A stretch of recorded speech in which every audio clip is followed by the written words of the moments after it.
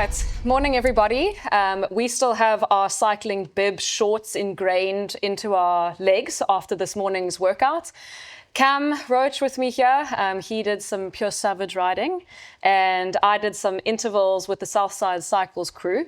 But we are here standing in place of Dave Jenkins. Thank you for giving us the hot seats. Yeah. Sometimes it feels a little bit like the deep end, but we are here on the Breakaway podcast. So if you guys will have us, we're going to host you for about half an hour, 45 minutes. Beautiful. I'm glad you moved over to Dave's seat. I tried to grow the moustache in time, but unfortunately I'm a bit too young for it. It didn't come as quick as it should have.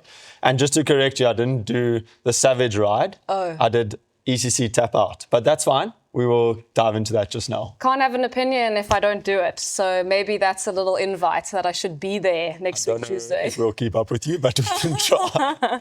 First, I need to get my gravel bike with road tires. Yes. And then let's see how well I can do. Maybe come on your gravel bike because then we'll keep up. And what's the graduation to know whether you're fast or not? It's like something about Chappies and a time. Yeah, so there's a time on Chappies and it is basically sub 10. Or it's around 10. I suppose like everyone goes for sub 10. That's the goal. But if you're riding sub 11, I think you're pretty fit at the moment and you're going. So yeah, I think it's just about holding on as long as you can. And we call it tap out because you don't want to tap out. Right. So okay, well, let's see. Let's see who I ride with and let's see how fast I'll be. Updates to come. Okay, so today we have a little list of things that we'd like to chat about. I mean, Astana just went 1-2 GC at the Tour of Oman. I mean, you know a lot more about international road racing. You're kind of a little bit in that world. You know, what's your opinion at the moment? What's happening? Yeah, I think I'm definitely a little bit more connected than the average South African, which is quite cool. Yeah. And I'm very honored to be. But yeah, I think it's quite volatile at the moment, if I must be honest, looking from an outsider's perspective. Mm-hmm. And it's like, we don't actually know what's going on because of the wind, the weather. Like all of these races, there's been like shortened stages or this or that, or because it's raining or the wind's blowing too hard. And I think everyone had a big block off season because you actually don't know who's going to win. I mean, look at Astana going 1-2, which is quite insane. They obviously historically in the last few years haven't won as much as they would want to have. And maybe this is a statement like we're back, yeah, you know, back on the grid. Correct. But I mean, like it's quite interesting to see. And I think it's quite nice knowing that you don't know who's going to win every race and going into it, asking questions, you know, which is really cool. And it's like really kicking off now. I think like this is the week when like the Road Racing International is like full gas. Like there's lots of programs going. So I mean, like I work for Peninsula Q36.5 and at the team now, like it's definitely like we're running 3 programs at once at the moment. So what are those 3? So I mean, like I don't know the exact races to be honest, but we'll be at 3 different races at a time. Sure. So like it might be a one day. Logistically, that's a bit of a nightmare, but these teams are set up for stuff like that. And correct. I mean, just from a coaching perspective, having a big off season, like does that lead to more exciting races? Is that something that we're encouraging? Or, you know, I mean, people are showing up on form at different times of year. Like, what would you say? So, I mean, good question. And I think it's quite interesting to see how different teams do it. Yeah. At the end of the day, it's all a point system with UCI. So you need to score as many points as you can to be relevant. Obviously, you get World Tour and then you get Pro Tour. Mm-hmm. So all the Pro Tour teams are trying to score points to get into the World Tour, and the World Tour guys are trying to keep their slot. Yeah. A World Tour team has to do every World Tour race, but a Pro team doesn't have to do every World Tour race. Mm-hmm. So they become a lot more selective. And I know from like our team, we started a little bit later, so we're a bit on the back foot with points. But I mean, that's according to the plan. It's strategic. Okay. So then you'll see like other teams are going full gas already, and they're trying to score points as much as they can. Yeah. So yeah, it's very interesting to see. Yeah. And it's like a whole like strategic approach, I suppose. Yeah, and like, for our viewers who, you know, we're talking UCI points, like what does that really mean? I mean, you get the Pro Tour, Continental, you know, you get that whole road angle. Yeah. Then, for example, we've just had the Cedar that's happened. That's also a UCI race, but within the gravel world. Yeah. And so a lot of people will do a UCI Gravel World Tour, let's call it that, race, not only to earn the UCI points, but to qualify for World Gravel Champs. Yeah. And then it also counts as, well, where are you seated on that start line? And in something like road, you know, the higher or the further in the front, it does actually make quite a big difference, especially if there's an early break or if there's a nice big climb. In gravel racing, it's not always every man and woman for themselves. There are teams now being created within the gravel world. So we'll get to that because that's actually very, very exciting. Well, I mean, we saw that play out this weekend at Cedar, and I agree we will get there and we'll touch on it. But I mean, back to Tour of Oman as well. Like what was quite insane is, and I think this is quite a topic, is I don't know if you saw like Jaco Lula. Maura Schmidt landed up winning a stage, which was quite insane. Wow. I mean, the first 3 races of the year, they were nowhere. I mean, Aussie national champs, they got destroyed. Yeah. I mean, like... Well, they were out of sight, out of mind. I mean, they were there and then they weren't there. Do you know what I mean? They should have won that race, which is quite interesting. So, like... I wonder if it was part of their plan. Correct. And that's the question we'll never know. And that's why I brought this up, is like, how does this play out and where does this go? Is like, was that their plan? I mean, I don't think it was. They obviously want to have the national jersey in the team. But I mean, like, they didn't have the best start. And then Tour Down Under wasn't the greatest. But then they went and won a stage at Tour of Oman. So it's like, it's quite crazy how it's all playing out. And it's like, it's interesting. So it'll be quite interesting to see. I mean, UAE stomping as always. So consistent and that's, I mean, but it's good to see like Astana going 1-2 at a big race and on the podium again. And I think it's nice to not just see one team dominating. Yeah. And I like keeping the question open every weekend of who's going to win, which is good. So And for any Adam Yates fans, you know, he really did light it up that time. It's always so exciting to see. You never know, you know, where he's going to land up, how it's going to end up, and so to see him ending 3rd overall, I mean, it's super exciting. I'm a big fan. So 100%. I mean, that's we'll the Yates brothers. They've always been like that, so it's good. But it is good. Yeah. Okay, so then moving slightly off the road scene, but why don't we just keep it on topic talking about the Joburg race, Ride for Sight? Well, so, I mean, you Josie, so come, this is your I'm word. still fresh from Joburg. And, you know, something we were discussing earlier was, you know, the one year I remember doing the Big 5 mountain bike challenge and then flying up to Joburg to do, or flying back to Joburg to do Ride for Sight. And Hayley Preen did something very similar with the Cedar and then the Herald. So, I mean, Ride for Sight, you know, Joburg's racing scene, especially on the road, you know, Ride for Sight is one of those events that is still high quality. The roads are open, and it's a mass start event, which means that people look forward to this race. It's Josie's build-up to Cape Town Cycle Tour. Yes. And then there's a massive gap. Yes, there's some small races, but then, you know, everyone talks about Joburg World Champs of 947. Yeah. So one thing I did notice is times were slightly slower than normal. You know, for some of the casual riders, it was almost like 30 minutes slower. What? But do you think that they were going slower? No, the weather in Joburg has been insane. Whether it's cold fronts or windstorms or so much rain. There's probably too many potholes, honestly. I'm joking. Well, if you're listening, you did Ride for Sight. Let us know how those roads are. I'm joking. But look, racing road events, especially when the route is very much like straight, left, you're going to be in headwinds for half of the race. If you're in Cape Town, you're so used to this. Joburg, you are not, like wind is an instant headache. Yeah.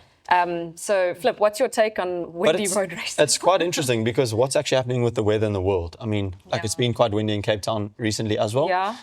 We're looking overseas, like we brought up earlier, is like races are getting affected by the weather.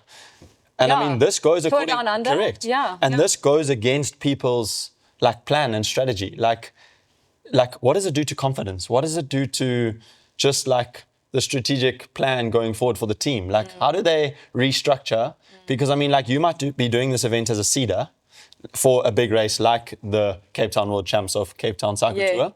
But it's like, what is their plan? Now they might not ride A batch, they might ride B batch or C batch. So like this affects a lot of things, and it's quite crazy. So I think unfortunately the weather is a bit volatile at the moment and we don't really know what's going on. So it is very interesting. And it affects a road bike a lot more than we think it does. Yes. I think people don't realize how much it actually plays a role. Yeah, and if we think about rainy conditions, how people who are still on rim brakes, you know, that we talk about confidence, like it's terrifying trying to brake in the rain and not feel any tension, like you're just going. And so for riders opting to start in a later batch to try find that security and safety, I mean, it's definitely there. I don't know if it really happened with Ride for Sight because it was a bit chilly, a bit more windy on this side. Yes. But I think it plays into the safety of the riders. And so Joburg has gotten this one right. Definitely with Ride for Sight. I mean, it's 116 Ks. Most people just call it 120. But fair enough. It's long enough to definitely feel like a 120 race. You're up there at 1,700 meters above sea level. It's Boksburg's like home ground, which is great. And yeah, if I'm not mistaken, Lucy won the women's event. That's for the Chinolo racing team. I'm not sure if I said I think it is Chinolo. I think that's how you say it. Yeah. Agreed. I don't want to say what I've heard people call it because it's disrespectful to them. But you have to get it right. Yeah, so I think Chinolo. And I think they won men and women. Oh, yes, that's right. If I'm not mistaken, which is quite cool. Yes. I know Ryan Gibbons was at the Herald the past weekend, so he wasn't there. Would that have played a factor? We don't know. It's obviously quite nice to see like a guy like Ryan Gibbons now signing. Yeah, local, literally Joburg local, signing with a team that's a local South African team is really cool. Like he just stepped off a World Tour contract into this, and I think that plays factors. Do you know what I mean? Like it definitely does add a different dynamic. So yeah, really good result for the Chinolo racing team. Yes. And there's a lot, I mean, from the women's angle, you know, they've really invested so much in the quality of women that they have there. And they have enough women too to have teams racing Ride for Sight, teams coming to the Herald. And then, of course, we had a few of them even at the Cedar, if I'm not mistaken. So to have enough women to do that, I mean, that's amazing. So the investment that they've put there, I mean, I'm very polarized towards women's racing and the development of women's racing, but especially in the road and gravel scene, it's been a while since there's been companies and people that are passionate about growing women's cycling. Yeah, and investing. And I'm not only interested in like yes, up and comings, 100% they need support. But there's the rest of them, the women who are between the ages of 25 and 35, who have been plugging away, working full time, waking up early, and now there's finally a platform for them to shine. And it gives me goosebumps because they also deserve it just as much. 100%. And I think like that whole conversation of equality and same earning and it's really good to see. So yeah, I think it's also great, and I think it's good. We need women in the sport. Like it brings a good dynamic to it, so it's really cool. I think also it was the Herald the past weekend, which is quite cool. So exciting. And did you hear the prize money this year? Like, it was quite wild. And I think we saw a lot of people going because of prize money, which was very interesting. I mean, like you said earlier, Hayley Preen went from the Cedar, won the Cedar on the Saturday. Machine. Left there at 12:30, raced to the airport, arranged her bike to already be in PE, and off she went. And I think she finished third, which was quite cool. Yes. So really well done to her. But it's good to see. I don't know if you saw on the men's side, Talalanga won. Yes. And wasn't it his first Herald win? First Herald and first Herald win, which was insane. Oh, so amazing. You go, guy. Yeah, what a legend. Are we going to see this play out? Can he go 2 for 2, 3 for 3? Tyler, the challenge is on, bro. Let's see if you can keep this record going. It's time to beat Dad at some stuff, so let's go. No jokes, he's really a legend. But yeah, it was interesting to see. And then we saw, what was quite interesting I found is like the podium, we saw that, and then like Ryan Gibbons also on the box in third. Like this is quite interesting. SA Champs was Tyler Lange second, Ryan Gibbons third. Like it's quite interesting to see who's on form at the moment. Are they going to be able to keep this form? Like, let's see how it plays out. And so was it a bunch sprint with the men? It was. So one thing I love about bunch sprints is you never quite know, right? It's who wants it more, whose timing is better, who managed to get like in the right gear. And so, you know, to see Tyler come ahead on this one, it's like good for him. You know, I think everybody who's watching and follows, everyone's like supporting the underdog in any way. And we all want to see people break through and come out on top. And to see Tiffany Keep, like, also another legend, you know, she's both a mountain biker, she could race gravel if she wanted to, and an excellent road rider. She's riding in the UK at the moment for a pro team there. Super brave move. She made it a couple years ago, and we're just seeing her shine. And I think we saw it also with Kim LaCourte, like, you know, South Africa is breeding incredible racers. The quality that we have here is high. If you can put that rider in a team and an environment that supports their growth, we're going to see gold. 100%. And I think Ryan touched on that the other weekend. There was an interview, I don't know if you saw, at SA Champs, and Ryan was like, the talent is unreal. And for a World Tour, or an ex-World Tour guy to say that, that's huge. Like What a that it gives me compliment. goosebumps about our riding in South Africa. I mean, like we have such insane riders. I mean, and I don't know if this maybe should lead into going into the Cedar. We can, for sure. But essentially, like Mark Pritson. Oh my days. That man is stomping. If the level was here, Mark just moved it. I mean, it's literally. And like we saw him 2 weeks ago at Tankwa pushing his partner up the Merino Monster. Yeah. This weekend, we see him ride off the front 15Ks in. Like I watched it firsthand. It was unbelievable. It was quite an interesting dynamic. Like it was so interesting to see how that played out. And I mean, like, what is next for them? Like they have a big goal at Epic. And I know like they raced this weekend and obviously Mark blew up a little bit and he got some back pains and his legs just couldn't take it. But he rode solo from kilometer 15 to probably like 120, 140. Could we classify that as a pretty ballsy move? Hugely. Like, how do you know it's going to stick? Like, you got to trust your form, you got to trust your experience, your gut. But I mean, holy smokes. But I mean, like the guy is just on form and like so smooth. Yeah. Like it didn't even look like the corrugations were bugging him. Like I was watching this being like, this oak is just literally, I was bouncing on the motorbike and he was just putting watts down. Yeah. And like just that bike was just tracking. Like what a legend. What's the bike that he's on? He's on a Factor. Okay. So on a Factor, I think it's an Austro Gravel, if I'm not mistaken. Could be mistaken. Do you think the bike, maybe not necessarily the bike brand, but the bike setup in gravel matters to how you put the power down, especially over corrugation? Yeah, for sure. I think tire choice, I think there's a lot of factors that are going to play to ball, if that's the right word. But do you know what size tires were? I don't actually know what they're running. I don't know what you can run on that bike. I think on the Austro you can only run a 45C maximum. I could be again mistaken. But yeah, it was quite interesting. I mean, like Felix said in the interview that we saw afterwards, he was like, maybe I should take my mountain bike next time. But I don't think they'll be able to keep the pace. No, I really don't. And there was quite a big there's quite a big tar pass. Okay. Called 8 Cake. I actually started calling it 8 Cuck because it is 8 Cuck. It is, I'm sure. And they go down and up it. So it's quite interesting to see. And I think that's like a big way. And I mean, that's where Mark popped. I think he got to the top and Filippo Colombo attacked on that climb. So he broke Alex Miller and then he broke Felix as well. Yeah. And Felix went probably 3/4 of the way up with him. And then as they crested about 4Ks after that, there was a massive wind from the crest and Filippo just was like a machine. Motor, he just went full gas and he passed Mark. There was a video of it, I think, which was quite cool on the Cedar page. Yeah, we'll put like a nice overlay. Yeah, like there was actually there was a actual like video of the pass, which was quite cool, and the attack. So that was really cool. Yes. And I think too, having these caliber of riders coming and doing something. I mean, the Cedar it's an international event. So, whether you were racing it or riding it, just participating, this event is known for being one of the hardest in the world. And South Africa's version of champagne gravel is not quite as smooth as what people have overseas. I think, Gravel Burn redefined exactly what champagne gravel means in a South African context. And racing gravel on this, the kind of resilience that you need to manage the force that is coming back at you, whether it's corrugations, wind, or just like rough gravel, is massive. Yeah. And I think we saw that. A lot of guys had back pain. Like a lot of guys struggled with their backs being sore. Afterwards, all of them got off the bike and were like leaning back and like stretching their back. So it's very fascinating, I don't think that's why Mark's race didn't go to plan. I think he popped and he was quite honest about that too. Like he just said like it was a ballsy move and he did do a big effort and he had to he kept that gap constant the whole way. It was like always between a minute and a half, 2 minutes. Like he never ever let it get away from that. Yes.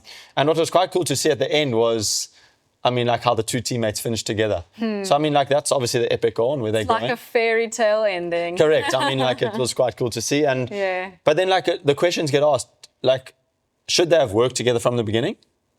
Because maybe they kind of go on 1-2 instead of 2-3, So it's quite interesting to see these dynamics. I think also quite early on when Mark made his break, obviously Alex and Filippo were just off, and Felix was actually caught behind a bit with Keegan Tully and Dan Lopesha, and we actually had to see him bridge that. So he actually attacked them to bridge that, also on camera, which was quite cool. Yeah. And he bridged across, and then they worked together, which was quite interesting to see. So did Mark also put a little bit of hurt box into his partner or not. There's so many angles here that you can look at that's so interesting, but I think it comes down to the core of what we're saying is the racing and the level of racing in South Africa is so good, and that's what we want. Like, it's unbelievable to have Felix here, 5th of Gravel World Champs last year. Like, that's huge. The fact that he signed a contract to race here with Honeycomb 226s is huge. Like, he's racing here, and I think they're going to do good stuff at Epic. They've just left now after Cedar to go up to Namibia to do a training camp. I was going to say, like, may they work out all of those things on how they're going to be a great team at Epic at this camp now. Because I know, I mean, I have some incredible teammates, Vera and Sam, and, you know, when we go into events that are solo events, our goal really is to do the best that we can do, so that thought process of racing as a team, it isn't first priority. It's about testing yourself and seeing where you're at right now. And I think, you know, it's nice to see Dan Laubscher really coming up there. He puts a lot of work into his training. That's for sure. He's an up and coming, but he's been coming. I think the caliber is just so high, and then having Keegs in there as well. Plus, just another nod. You know, Lisa Bone. We spoke about her last week, and to see her riding so well with her new sponsored bike, she's on Bianchi, if I'm not mistaken. Bianchi, correct. This is a long time coming. You know, I've said it before, but she's a hidden talent. And she's just gaining all this experience and exposure. And, you know, may the good times keep coming. 100%. And I mean, we saw it, obviously, SA Champ second. Like, big result, second again. Hayley sprinted her on the climb, 8 cuck, I should call it. So it was interesting. Like, it was cat and mouse till then, and like she really put a good effort in. And she wasn't far off, Hayley. Like, and just outside of the top 10 overall, Hayley made it into the top 10 overall, which is insane. Gosh. And I think Lisa was 11th. So really cool result and good to see. And makes obviously, you feel very patriotic knowing South Africans are really doing this. 100%, and so cool to see, obviously, like a UCI Gravel World Series race in South Africa. Like, it's so, like, people standing there with the UCI gold medal was really cool. Like, I think that's a huge thing. The only maybe controversial opinion that we'll have with the Cedar is, we were chatting a little bit about it before we started filming, but the timing of the race. So number one, for me as primarily a mountain biker, when I said, you know, we've got Atacus, Tankwa, then it would be Imbuko? Or Cedar, then Imbuko, then Epic. And I was like, well, actually, for me, that's too much racing. And unfortunately, with Epic as the priority, I had to drop the Cedar. Also, my husband did not give me a pink slip on Valentine's Day. He pleaded for some quality time. So, you know, as soon as you throw in another event like that, people who are in relationships, maybe with, you know, and Dave and I had a funny chat about it at the end of last conversation. But if you're not bringing your partner with you to go and do something like the Cedar for a weekend away, is the timing of it that great? I think from a weather perspective, yes. It's at the hotter part of the Cape Town weather, but I mean, for me, I would love to do the Cedar, but February is just not my month to like add a new race into the calendar. And there's a lot of talk about this at the event as well, and with the event owner. Obviously, last year it snowed. He was trying something different to now have heat and like obviously try get more people to come. But it is a hard weekend. Like, unfortunately, people don't actually realize that it is a good day out on the bike for an epic training block. Especially for this epic with so much gravel. But the problem is, it's like, you've done Tankwa the weekend before, now you go straight into that. So it's a long weekend, it's quite deep into the Cedarburg, so it's a long drive. It becomes an expensive weekend, and I'm so glad you brought up the pink slip, because like the people that would be targeted to this race that are doing epic are the same people, but their wives and kids also need to see them. They've had a massive December training. Atacus, Tankwa, this is the only weekend they kind of have off because they want to do Imbuko because it's a massive race for them. Like, that's a proper race, which we'll dive into now. And then it's one weekend off, and it's Cape Town World Champs, which a lot of people also do, but I think that's just a training ride just to do. And then it's full gas. Like, Epic starts that next Sunday. So, and with Epic being so long this year, I mean, I'm racing mixed, so I'm not going to be doing the women's adjusted route. But I'm intimidated by the length. The time on the bike for me is still going to be really long. So do I really want to extend time on the bike doing something like the Cedar? And when I thought about it, I was like, oof, maybe the Cedar is a good option. Maybe doing it on your mountain bike if you're an epic rider is not a bad option as well, because you're not there to race, you're there to put time on the legs. And then you opt out of Imbuko. But what makes Imbuko so popular, and I believe it's like currently the only race we have that's around 75 Ks with 3,000 meters Yeah, of so I think climbing. it's over 3,000, which is insane. I say that like I don't know, but I've done a few of these now.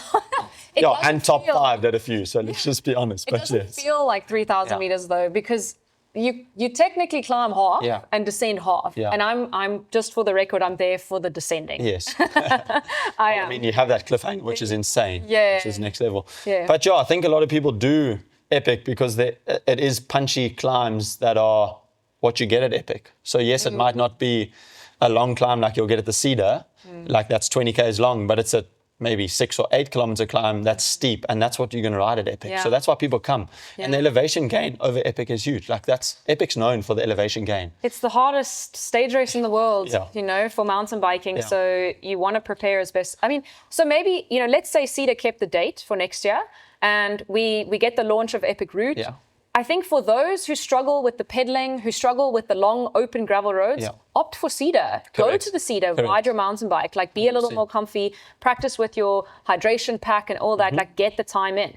For those who maybe struggle a little bit more with the technical, the switchbacks, opt for Imbuko. Like there's no rule that says you have to do both. No, correct. But the Western Cape is offering you 2 paths here, Correct. so pick your poison. And also, if you're going to the Cedar, make a weekend out of it. So go the Friday, race the Sunday, Yeah. and go for a ride on the Sunday. I mean, race the Saturday, go for a ride on the Sunday. Like, there's nothing better than riding back-to-back days for Yeah. Epic. Like, that's what we're doing at Epic for, Yeah. 8 days in a row? And I So, mean, like, just a shout out to the back markers at Cedar.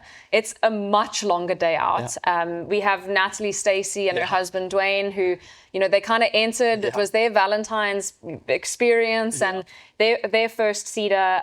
borrowed gravel bike and first ever gravel race. Like, that's And insane. one of the last people to finish. But, you know, way to go, Nats, just for hanging in there, for grinding it out. I mean, riding a bike that's not yours is hard as is, so let alone doing this world level event. But don't you love it? And I think that's also what we forget to speak about so much is just letting people like share the stoke of bikes as much as we love our bikes. And I love that for this. Like, you can have a conversation with her and she's got a smile on her face. Yeah. Where like a racer, if they don't get the result they want, they're quite bummed. Yeah. But like, she's not coming anywhere near the front. She was, I think, in the top 6 last people to finish, which is quite crazy. But bigger smile, stoke level through the roof. Yeah. It like rejuvenates you and wants you to get on your bike the next Yeah. day because you're so excited to see her excitement. So well done, Nats. Like, it's so cool to see. And I'm so inspired by her because, you know, she started Southside Cycles, and she even has started within Southside Cycles a Monday confidence cruise. Unreal. And she was there on Monday at 5:15 or whenever they start with a whole bunch of newbies. And she was there taking photos, loosening her legs, which is going to take a while for her to recover. But she then essentially passes that stoke on from herself to others. Correct. And, you know, that's what we need to strengthen cycling groups, to strengthen, you know, experienced riders versus newbies. Like she closes the gap. And as an elite racer, like what she's doing is actually what it's all about. 100%. And I actually love that it's a woman. Yeah. Because it's bringing more women to cycling. It's allowing a safe space for ladies or women to start cycling. And I think that's great. Like that confidence thing. I looked at the photos and I think 95% of the people are women, which is so good. And I'm not, it's no disrespect to a man, but it's so good. And the cycling industry needs this. We need, like, it's a safe space. Women must come and join us. And I think that's what we're also seeing in the change of these events, like the Epic, to suit women, which is good. Yeah. It's good to have that. So speaking of like the Epic, I mean, so nice thing is we have another week until Cycle Tour. So we can touch on Cycle Tour even next week, Tuesday. So if those who wanted to hear more, we'll get to it. Yeah. But we are so excited about Epic. Both Cam and I are doing Epic, not together, maybe one day. Maybe one day. I just need to get through my first mixed Epic first. Because Active Hobo, let's go.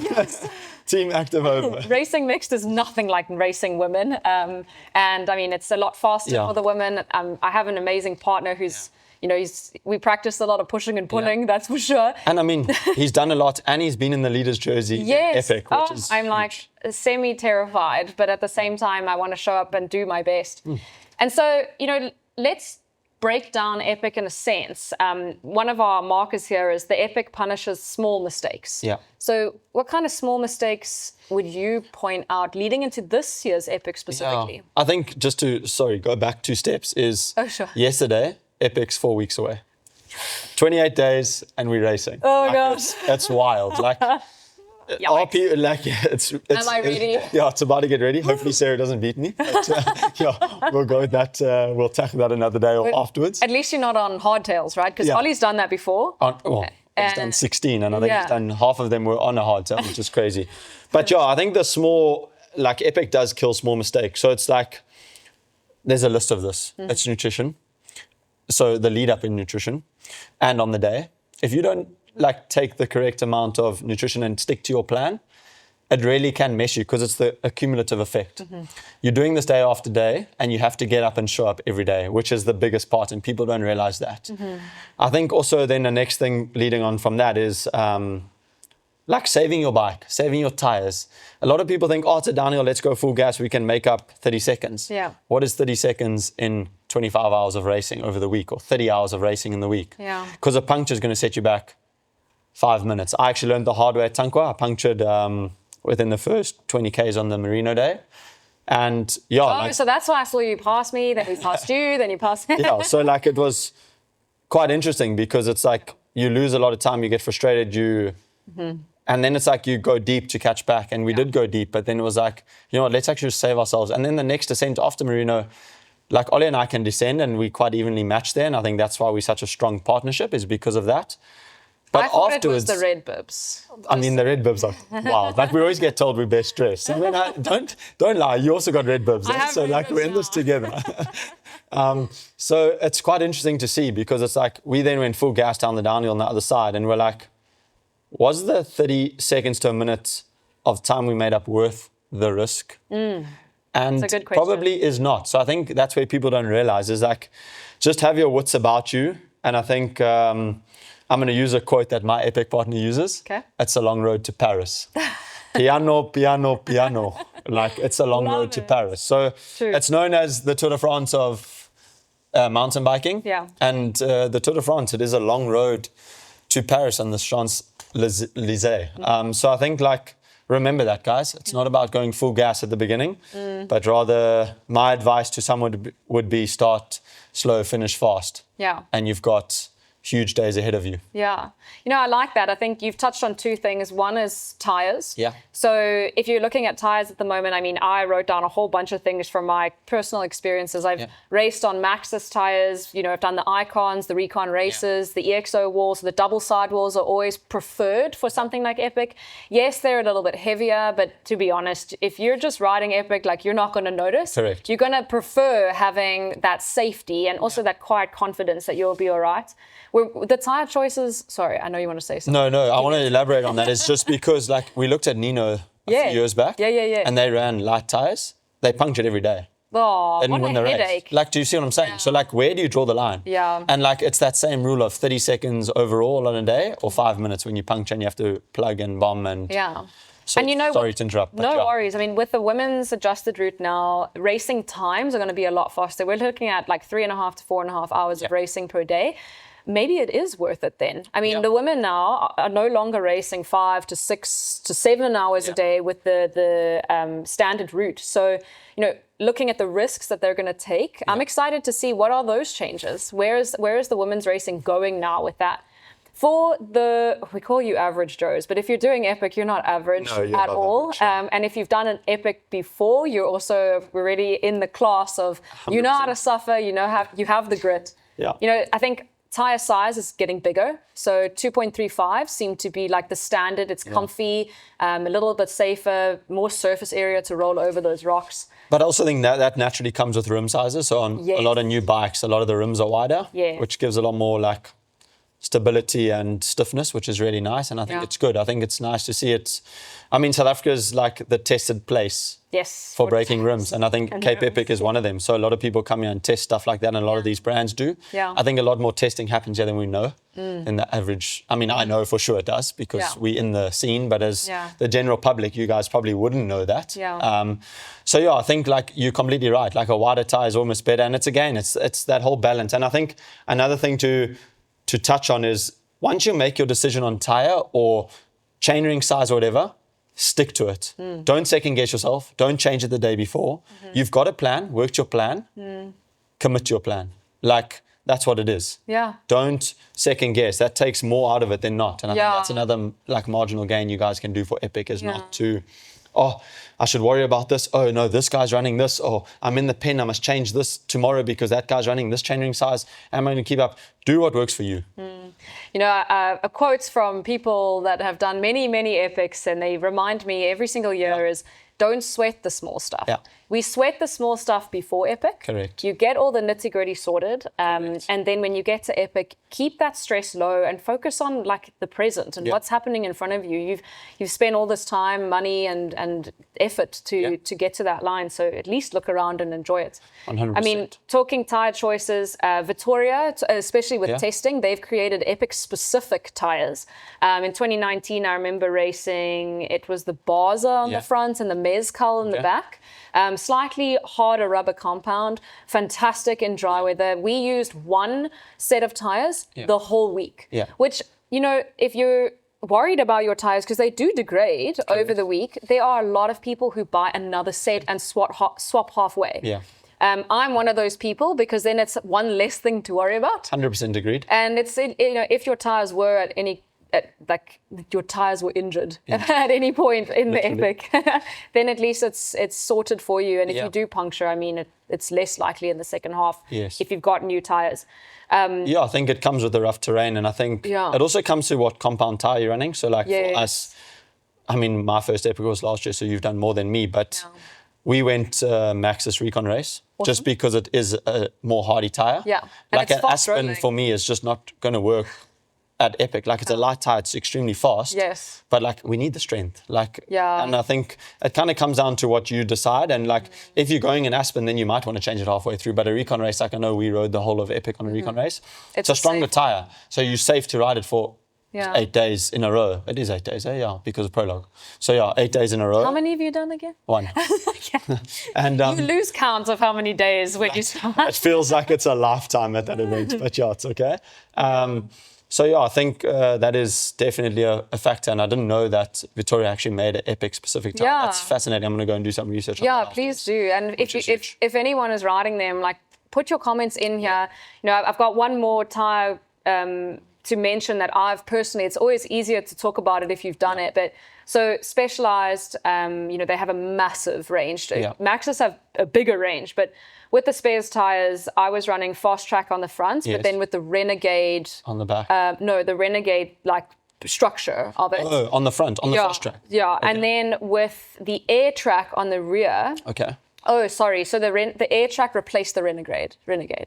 So it's Fast Track on the front, Renegade or Air Track on the back, depending on like what year your tire is. And then it was the Grid versus the Control. Yes. So Control is slightly less hardy texture, which you can maybe do on the front, and then the Grid at the back, where it's, if you think about it, it's just more, is it TPI that they talk about with tires?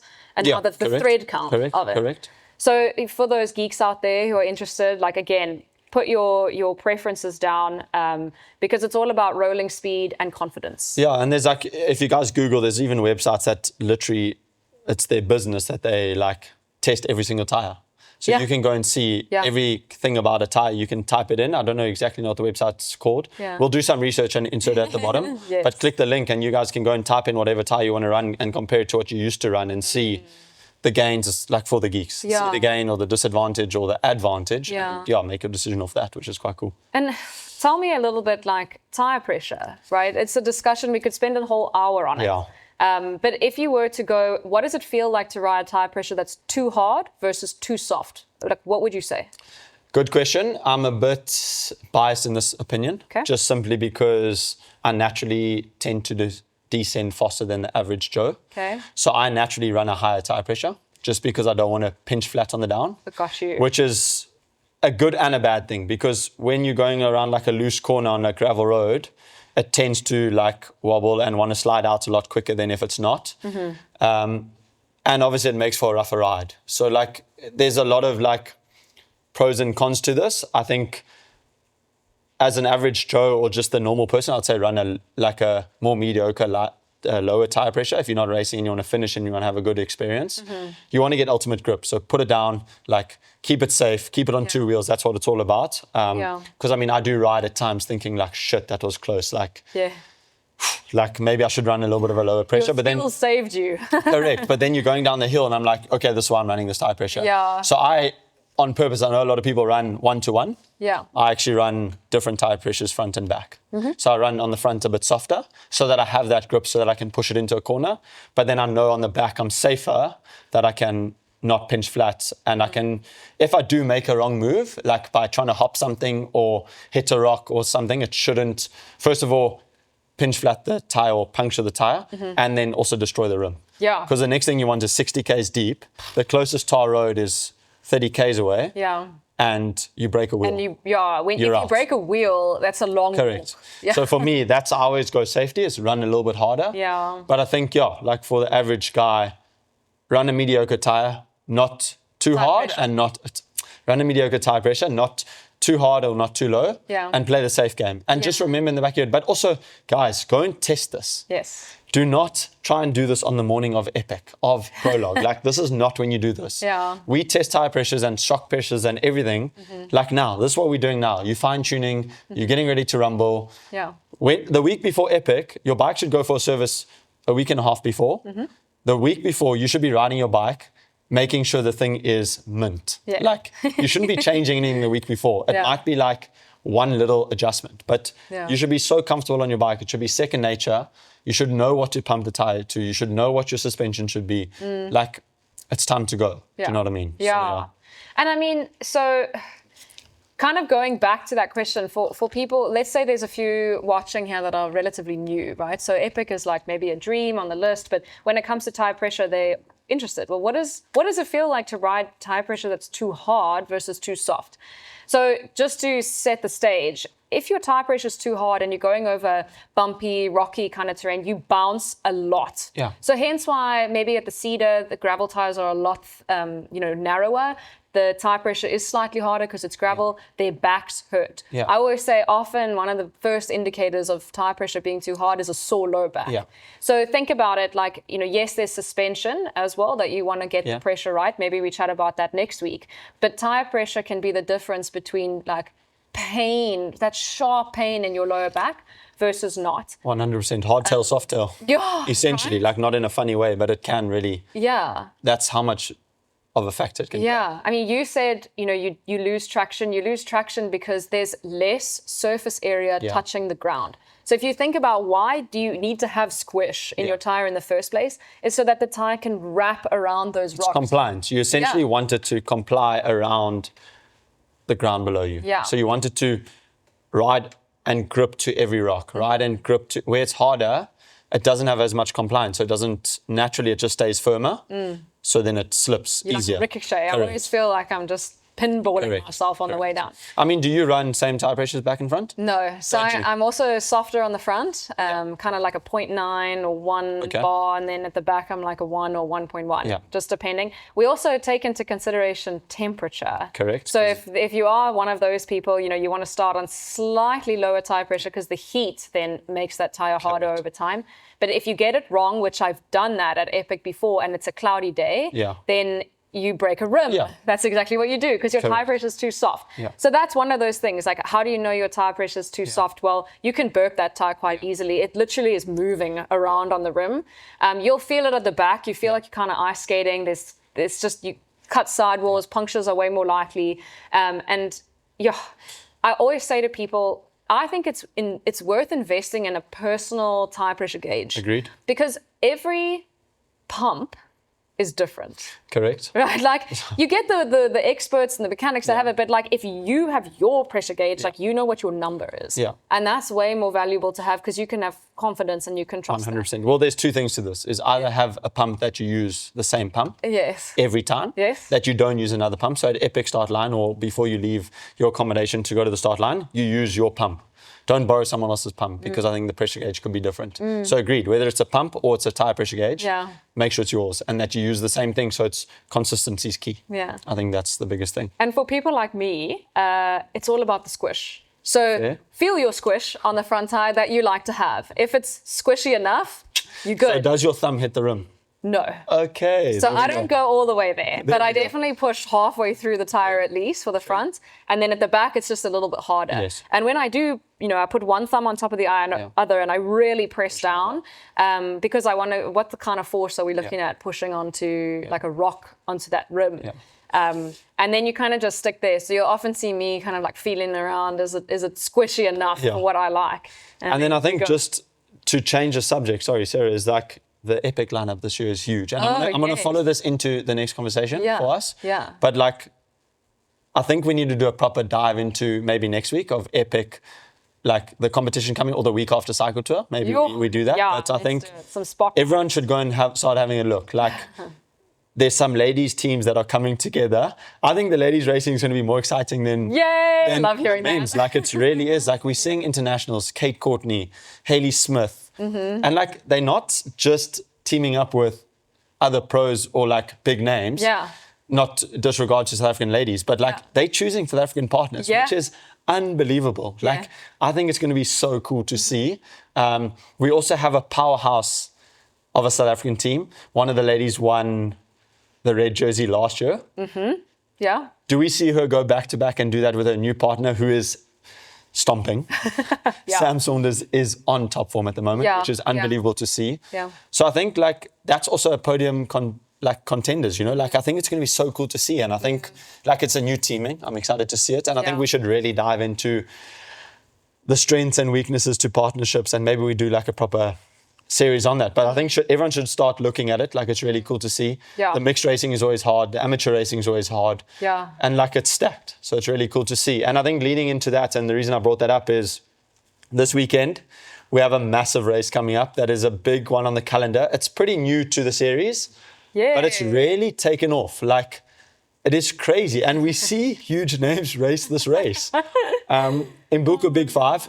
I think it's called Big 5 MTB Challenge. Yes. It's on Imbuko Wine Farm. Obviously, it's a local race for the Imbuko team, so they all race it, which is obviously guys that are stomping. Marco Tristan, the third at Epic last year. It's a good training ride for Epic. Yeah. But I think the lineup is huge. We always see the Scotchram MTB team here. We see a lot of international ladies.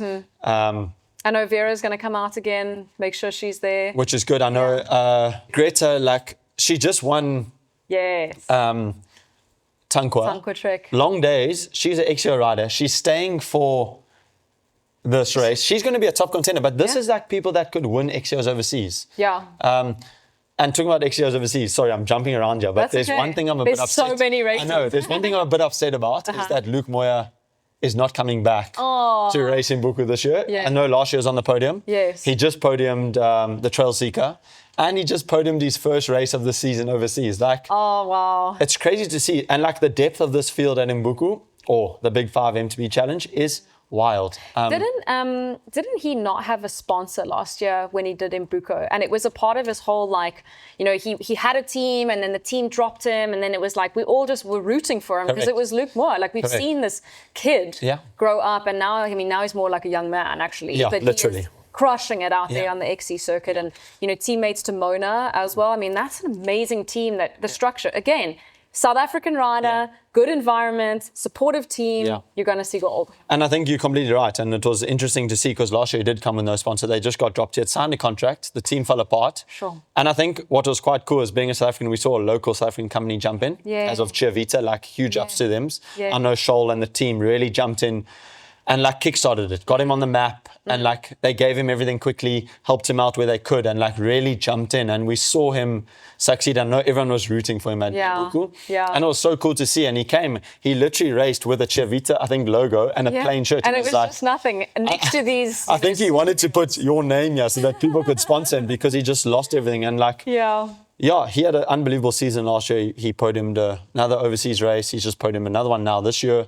So I think like we're seeing the likes of, again, South African talent doing so well. But yeah, Imbuko this weekend's going to be so fascinating. The field is like deep. And It's always deep. I don't know who's going to win. Like, I really don't. Like, men and women. Like, it's crazy. And it's not always decided on the first climb. So for those who haven't done Imbuko, maybe for a lot of our road listeners, so what makes Imbuko, or let's just call it Big 5 Mountain Bike Challenge, what makes it so amazing is there are 5 big mountains that you ride over. The first one is generally gravel on the way up, super awesome single track on the way down. I mean, it's Wellington. So Wellington is really only up and down unless you ride in the valley. It's known for being very hot. And I think windy last year. Yeah, it was windy. Thank goodness for that, actually. But it kind of germinated from being a queen stage at the Absa Cape Epic. So everyone was doing that race to pre-ride that queen stage. And then they kept it. And amazingly, like double the amount of people showed up the next year. And so for those who are interested in climbing 3,000 meters for the first time, touring Wellington and doing all 5 major climbs, it's so worth going out there. And I mean, it's a very typical Epic day. I think Epic is a bit longer. You like ride there, ride the stage, ride back. I think it is definitely longer. I would agree with you on that. But the pacing strategy is very similar. So for those who are doing it for the first time, you want to start, let's say like an 8 out of 10. Because by the time you're on the final climb, that 8 out of 10 feels a hell of a lot like an 11 out of 10 in terms of effort. And the first climb is not the deciding factor on who wins. But people like me I am an elite racer. But when we show up to races like Big 5 Mountain Bike Challenge, I kind of feel like I'm a part of the bunch, but I'm not the superstars that are on the front. And so what I do is I go to these races as I use it as like an FTP test, that first one. I go as hard as I can, to hopefully get some breakthrough numbers, a really nice tick box for the beginning of the season. And then the rest of it is epic prep. And so for so many people, it becomes like, what is your reason to ride? And I know half the people who ride Imbuko ride for the downhill as well. Same for me. It's like, I'm pretty good at the switchbacks on the way up, but wow, that adrenaline rush on the way down. Well, I think it has one of the most iconic climbs and descents in South Africa called the Cliffhanger. And I think that's why people also come back to it. And it's like a once in a lifetime to do this trail, which is huge and it's unbelievable. And Cliffhanger is private. So that part of the route, you can't just really like go and ride. From a safety perspective, you do need to buy a pass. They do want you to go in groups because if anything happens, they need like a helicopter to come and save you. I'm not sure if you've seen the view, but it's quite a far way down if anything does go wrong. But talking about the view up there is also unbelievable. So like, I also encourage people to have a look at the view when you get up top there. I know entries are sold out this year, so I think, which is also insane for South African cycling, that we have a sold out event. So next year, best you get in early and make sure you do this event because it is unbelievable. And I think also the reason we're seeing so many international people and such a strong field is because a lot of people are training for Epic. And then a lot of pro teams, which we also don't really know about, and a lot of South Africans don't know about, is that a lot of pro teams come and do training camps here. So like, it's super popular to come do training camps. So then they feature in. So like that's why we saw the likes of Filippo Colombo at Cedar, because he's on a training camp. He might race again this weekend, we don't know, but his teammates are definitely racing. Bjorn Riley, like that's a huge name in the XO scene. And like with he's Greta coming to do and Sarah on the women's side. Correct. Like it's insane. And I think that's why naturally these people are coming to this event. It's not only because of Epic and Epic training, it's just because they're in the middle of a camp or they're ending their camp with this. It's convenient for them. Yes, correct, which is really cool. But it's good for South Africa. It's good for the event, and this is what we need. Events need this. We need big names. We need people to come and support the event. The fact that the event sold out, wild. And for the amateurs to be riding the same route as the pros, I mean, that's so on point with Epic theme. And so if you guys can do it, this is one of those events where you get that gold star at the finish line. Literally. So, I mean, we have to wrap up. I think we could honestly talk forever. For hours. We say this every single time, but going back, we chatted a lot about Dis-Chem Ride for Sight, Gauteng, Boksburg's racing scene is booming at the moment. So well done to everybody who managed to tackle that. And if you're using it as prep for Cape Town Cycle Tour, keep building. It's going to be such an exciting race in a few weeks' time. We chatted a lot about the Cedar. We have some prime members that race there. I mean, well done to both the men and women. We did some tech talks as well about tire pressure. Literally, which is good. And I think it's good to come from people who have done Epic. And I think it's relatable, Yeah. I mean, we've made the mistakes before. Yes. Not saying we don't make mistakes still, but we try and limit the mistakes, and that's that marginal gain aspect. There's one thing that we didn't speak about was the fiercely competitive Tuesday morning in Cape Town. Which is wild. I'm still waiting for Sarah to come rip my legs off, but that will be one of these weekends. But essentially, on a Tuesday morning in Cape Town, it is known as like the Kings of the Atlantic Seaboard, and all of these teams, or like clubs, I should say, have their own ride. So what are they featuring? Because you talked about Tap Out Tuesday. Yeah, so I ride a lot with the guys from East City Cycles, and they call it Tap Out Tuesday. So they start in town. Okay. That's way better. I mean, what time do you have to wake up? 5:30. It starts at 5:30 on Bree Street. So what a pleasure. I mean, it's they're all thereabouts. Because then I know like Savage starts on. At the Shell in Sea Point or Mully Point at 5:45. Cool. And then we also see LPC have their own crew. So on any Tuesday morning, like there's 3 different squads racing to the top of Chappies. I still think ECC is more hardcore because they don't stop at the top of Segabossi and wait for everyone to like catch their breath. Okay. I remember the first time Dave actually came. He was like, guys, are we stopping? We're like, no, Dave, we don't stop here. Sorry. And he was like, what do you mean? Let's stop. And like, it almost throws a different dynamic for Chappies because you ride straight into Chappies. Like it's maybe 3 Ks between the two. Yeah. So yeah. And like also you don't expect people to wait for you. So you push harder because you want to be with that group. Correct. So you go over. Correct. Yeah. And it's quite like cool to see. And it's like, I love the friendly competitiveness. I mean, it does get a bit rife at times, and especially around DC and stuff, but it's so cool to see. And like, you can't tell me everyone's not looking at everyone's Strava time afterwards. Everyone wants a sub 10 on Chappies, like that's the goal. I'll be honest and put my hand up first. I haven't done one yet, which is a bit weak from my behalf. Okay, game on. We both need to do it. I think I've done a 10-10 or something, so I've been close. But like today, I know there was sub 10s, and like obviously when you're in a group, it's easier. There was no wind this morning, which was really cool. So there were some big times this morning. I think I rode a 10:30 this morning. Maybe we can put like a nice overlay of the Strava QOM, women's QOM. Well, good luck beating Hayley Preen up there on that. She is unbelievable. But it's super competitive. It's super cool to see. It holds people accountable, and it creates some like exciting atmosphere on a Tuesday morning.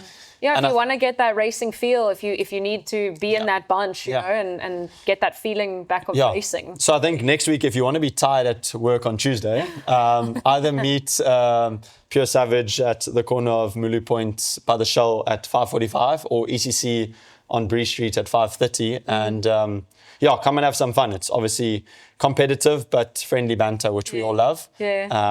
So I also see there's quite a cool thing now with CC Standard, Julian. He's now doing, I think, every second week. If you just look at his page, he's doing a segment race. They have 3 segments to the top of Chappies and back from Ollie's. Also 5:30 from Ollie's. I think I might be corrected. I was there at 5:30 last time and I was wrong. It might be 5:25. Okay. The minutes count. Correct. Oaks don't wait.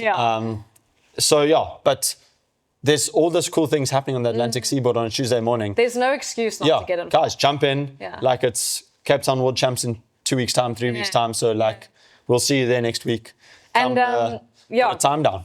Come and join. And then at the same time, I'm just thinking, like, Joburg have the same version, and it's called, engine to engine is the traditional one. 4:55 a.m. at the engine on Main Road. Oaks and Joburg are hardcore. It's early. It's early. But I mean, if I live in Noordhoek, so to be able to get to this ride, I'm up at that time anyway. But they aim to do, it's like a 42-kilometer loop, I think, under 1 hour. So if you get the sub 1 hour, then you are shop.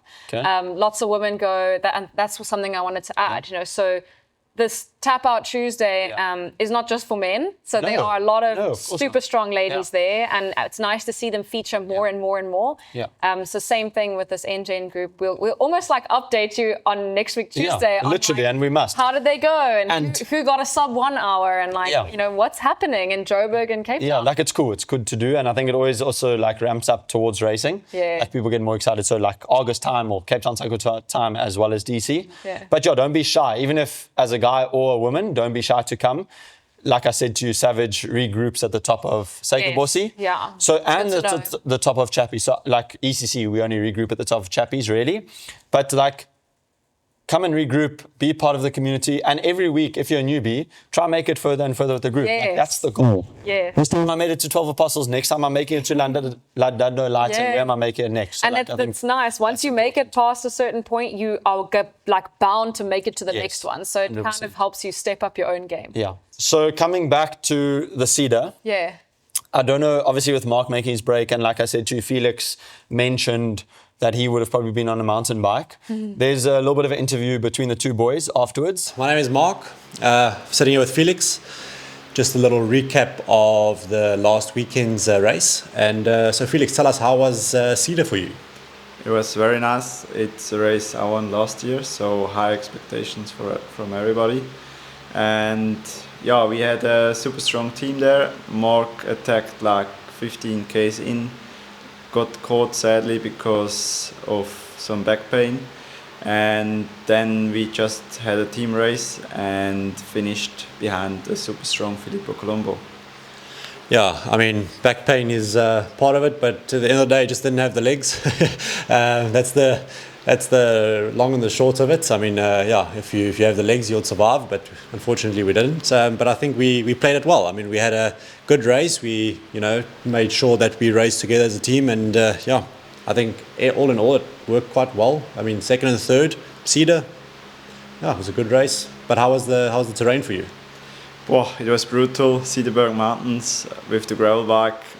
For amateur, I would not recommend. I would recommend the mountain bike, and maybe next year I rock up with the mountain bike as well.